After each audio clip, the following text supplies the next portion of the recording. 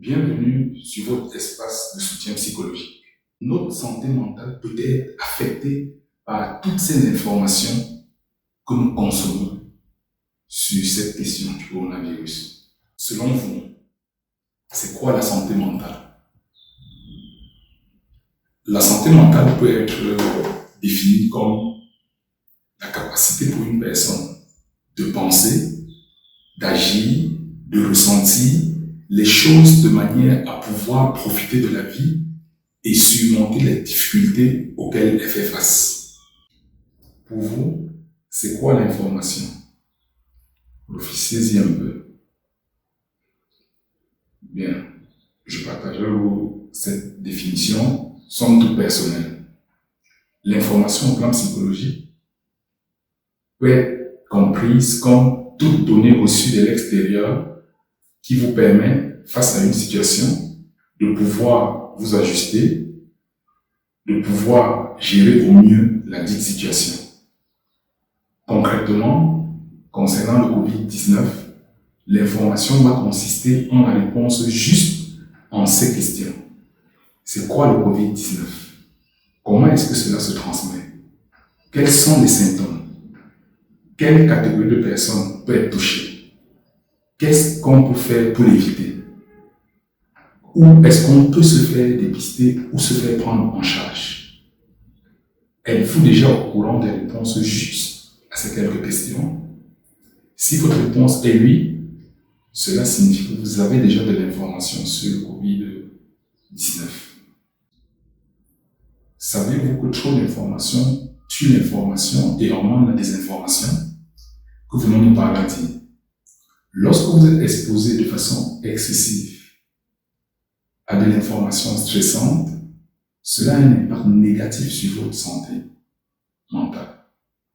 C'est le cas avec l'afflux d'informations dans divers groupes sur les réseaux sociaux au sujet du Covid-19.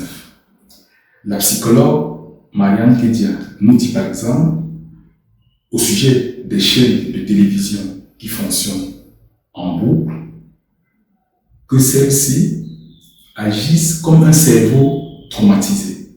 Le téléspectateur que vous êtes reçoit en continu une charge émotionnelle très forte, renforcée par l'effet hypnotique des images. Savez-vous que la désinformation augmente le stress et l'anxiété? Qu'est-ce que je peux faire? Je choisis mes sources d'information. Elles doivent être fiables.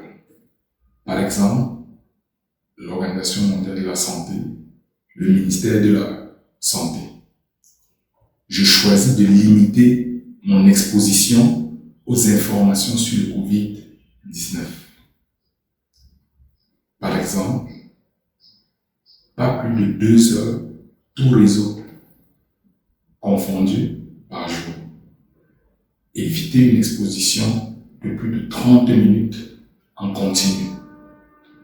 Un maximum de 2 à 3 fois par jour.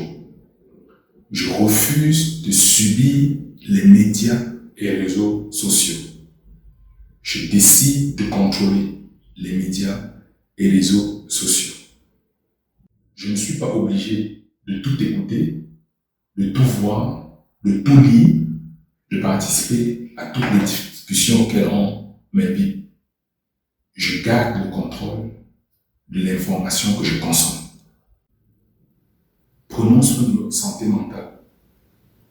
Une de nos armes précieuses et puissantes contre le Covid-19 et contre les autres difficultés de la vie qui ne sont malheureusement pas en confinement. Je vous lance un défi. Mieux, je vous engage dans vos différents réseaux relationnels à vous lancer un défi. Celui de faire une auto-évaluation de votre gestion de l'information sur le Covid et celui de pouvoir élaborer votre plan personnel de bonne gestion de l'information dans cette période de Covid-19. Je vous propose de vous servir de la fiche d'autodiagnostic et d'élaboration du plan de gestion d'information au COVID-19 qui accompagne cette vidéo.